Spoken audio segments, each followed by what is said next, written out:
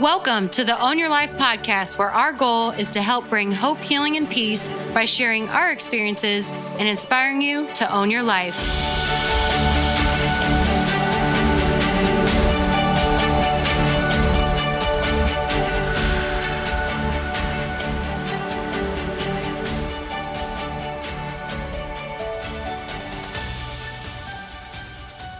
Hey everyone, welcome back to the Own Your Life podcast. Today is episode 66, and we are living in the Twilight Zone. If you haven't noticed lately, in the past, I'd say 2 years now, that just about 2 years, that we are living in the Twilight Zone. I feel like things are very, very crazy and upside down from what they used to be. Not that long ago, and I wanted to address some things that I just feel like a lot of people don't know about, or maybe are turning a blind eye to, and thinking again that this is a lot of the stuff going on in the world today is just going to blow over within, a few months or maybe a year or whatever. And sadly, I don't think that we will be going back to the normal that we knew and the world that we knew before this whole pandemic and all of the things that have been happening alongside of that. I think that it is, that would definitely be naive to think that. And we need to realize that, yes, we are living in the Twilight Zone, and there are things that we can do about it, and we can still have hope, healing, and peace like Matt and I want to bring to you guys. And that is still possible, even if you feel like your world is turned upside down. And I feel like a lot of people have given up hope. And that's something that no matter what's happening, there is always hope, no matter what. I know people have said hope is not a strategy, and I'm not necessarily saying that, but I'm saying you do need to have hope. Hope needs to be part of your strategy, along with whatever else it is that you decide that you are going to do personally, because with owning your life, that comes with responsibility, and that comes with you are in charge of you and not letting other people, dictate what you're going to do or what you're going to say or how you're going to behave. But you taking true ownership of your life is what we want to promote, and that's what we believe in. And it's just been amazing to me, so much stuff that I've seen around here. And we live in Florida. So Florida is open for the most part. I would say most of everywhere is open. I haven't seen businesses close because of the pandemic. I think everything has been open for quite a while here. But what I am seeing, which is pretty crazy, because you think, okay, well, Florida's, operating differently than maybe New York or California. We are definitely experiencing a huge shortage of workers. And I was just at a restaurant the other day, and the sign on the outside was like, "Oh, we're closing early due to short-staffed. Here's the new closing time." And I've seen that on a lot of doors, or been to places where we've had really bad service because there's only maybe 1 or 2 servers for the entire place when there maybe should be 10, because the people either didn't come to work that day, or they are just that short-staffed that they cannot keep up with the demand of people that are frequenting those places. And this is a huge problem. And a lot of the issues that we've seen like this could be prevented if the government stopped paying people to stay home instead of work. I feel like that has been very dangerous. I understand in the beginning it was due to COVID and not being able to be open and things like that. But now that places are open and operating, it is ridiculous. People have become comfortable with somebody else taking responsibility for their lives and for just paying them to sit around and not go to work. Very, very dangerous. And it is crazy to see it here, to see it in Florida. We even saw it so much when we went to Universal Studios back in May. There were a lot of things that were either not open or not running, to the capacity of the people that were there, because they just didn't have the staff, and that they were going to be hiring a couple thousand people. Yes, 1,000, because that place is so big and there's so many different places to work there, that they were looking for thousands of workers just to fill those spots. Crazy, crazy times that we live in, for sure. But definitely ownership is a huge part of it. And this is just showing that a lot of this is people not taking ownership for their lives and not stepping up and doing what needs to be done, not taking care of their families. And it's very sad to see, but we can change that. I think that's where the hope is. And that's where healing and peace can come from if we all work together to take responsibility for our lives first and not worry about maybe what your neighbor's going to do or your friend or whatever. But same thing with the airline analogy, that you put on your oxygen mask first before you assist anybody else. And I think a lot of that has gone away, and everybody's kind of worried about everybody else's business. And it's been very sad to watch. And I just feel like we can make so much of a change and so much of a difference just by taking ownership of our own lives and that spreading to other people. Because I feel like your example and what you do is way more than what you say, or maybe just a post on social media, but that you actually live by that. You actually put the action behind that and carry that out. Definitely awareness is key. Awareness of what is happening. I feel like a lot of people are not taking it seriously of how scary things are progressing in a negative way, in that we have only had a new administration for 8 months, and to see the downfall of so many things in that 8 months is it's definitely alarming, very alarming, and something to pay attention to, not from normal news. I know we've said this multiple times. Do not watch the normal mainstream media, because they are going to push whatever agenda that they all push at the same time. And it's kind of creepy. I've seen sound clips where they all say the exact same phrase. It just might be at a different time, a different show or whatever, but somebody's like made a compilation and you see like 12 different reporters say the exact same sentence. Like that, to me, that is so scary and so terrifying. And we need to be aware that really this is a pandemic of mind control, not necessarily of sickness. Yes, I do acknowledge coronavirus is a real thing. I'm not saying it's not. But what I'm saying is it is not the main cause of all of this stuff that's happening, that a lot of it is mental, emotional issues. Suicide rates have skyrocketed, and unemployment has skyrocketed. Abuse has skyrocketed, drug use, you name it. A lot of bad things have been overrun, and they keep going worse. Like the numbers keep climbing and it keeps getting worse and worse.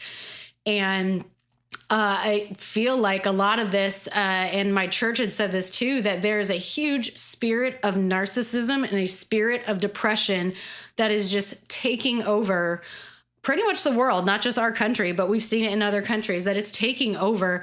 And if you're not spiritual, then just pass this part. But I am a believer, and I do feel like the enemy is totally at work right now. But the good thing is we have God on our side, and we know that God always wins, and we can get through this. This does seem like the Twilight Zone. It seems crazy. Some of the things that I hear, I'm like, how is this possible? Like, how is this actually happening right now? Is insane to me, that we care more about somebody wearing a mask and maybe getting a vaccination than the status of their mental and emotional health or development, especially if they're a young kid. I do believe it's child abuse to put a mask on a young child. I feel like they need oxygen to breathe. So do we. And it helps with your thinking. There have been studies done that it does impact thinking and development when you are stifling your oxygen amount, which really should be common sense. However, it doesn't seem to be.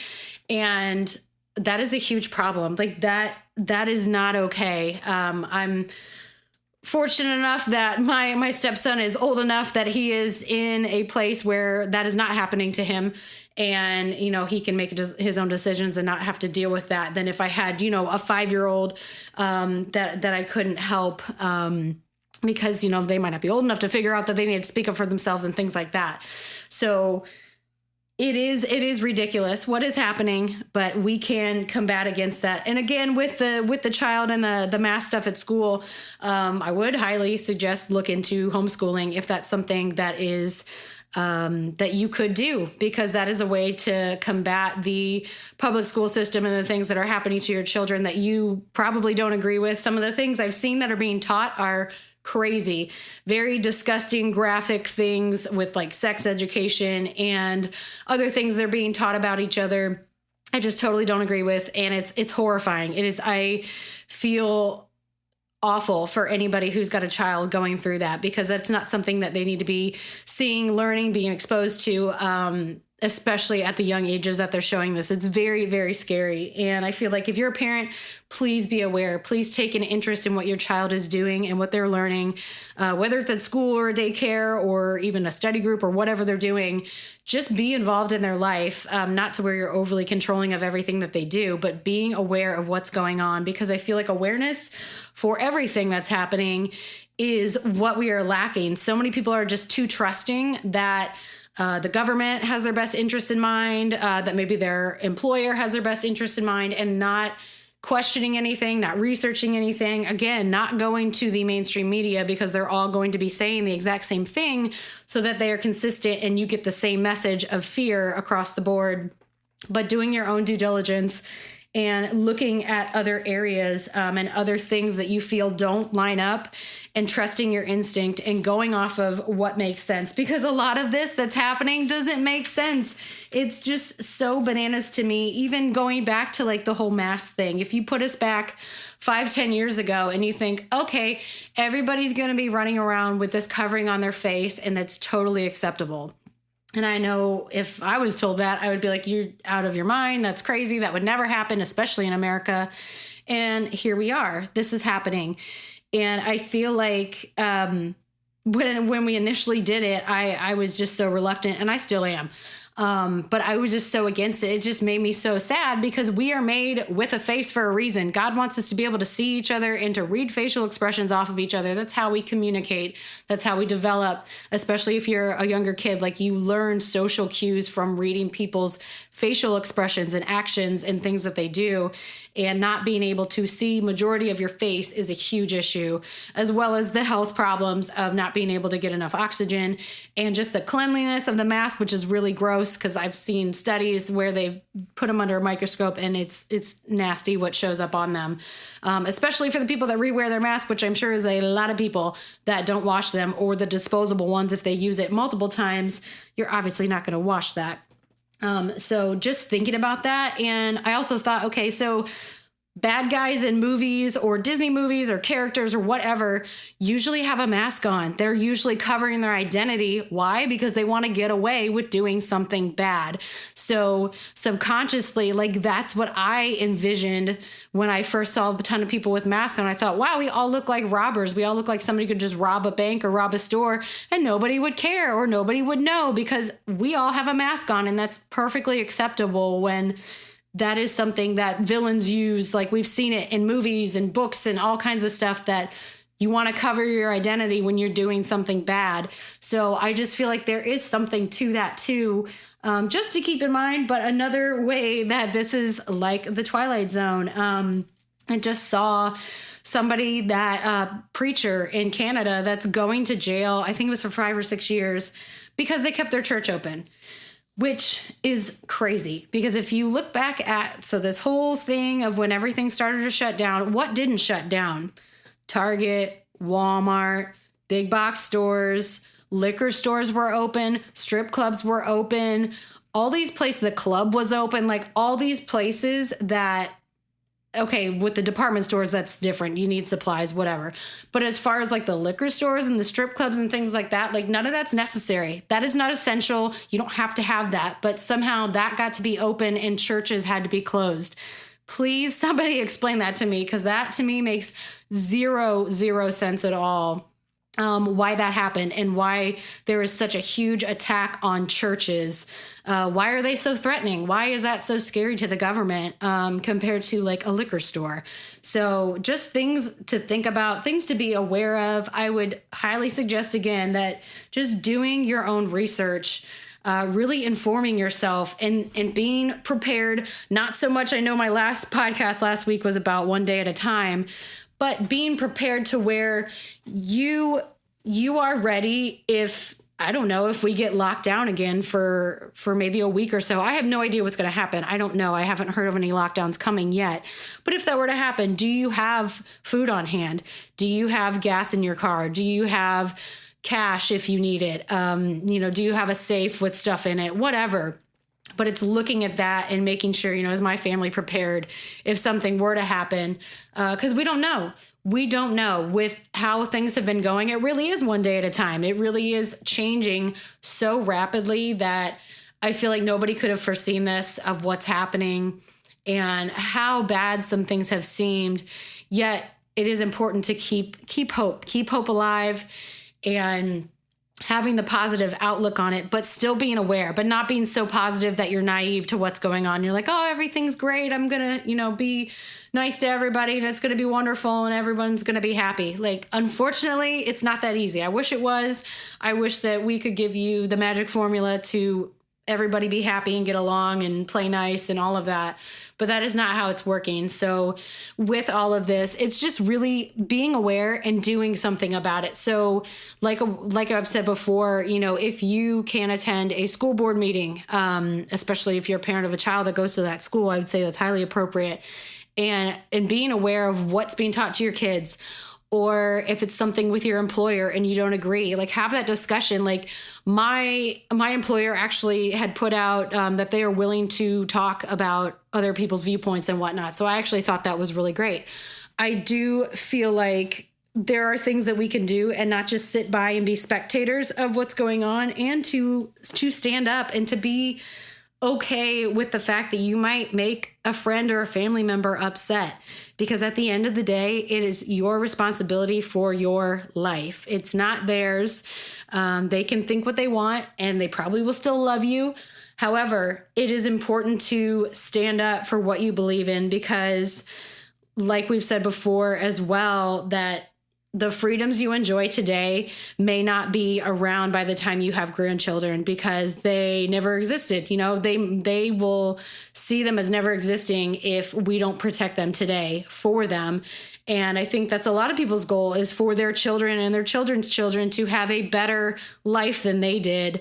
And that's part of it. That's part of it, is to have those freedoms and be able to thrive in life and not be suppressed with what they can and can't do, because maybe they're being dictated by a government or a school or an employer or something like that. And I strongly believe in freedom and being able, to stand up for yourself and for what you believe in. So yes, we are living in the Twilight Zone, but there is hope, and there is healing and peace that can come with that by the actions that we can take to own our lives. Thank you all for listening. Please share this message. Please rate and review us. And until next time, own your life, because your life is your responsibility.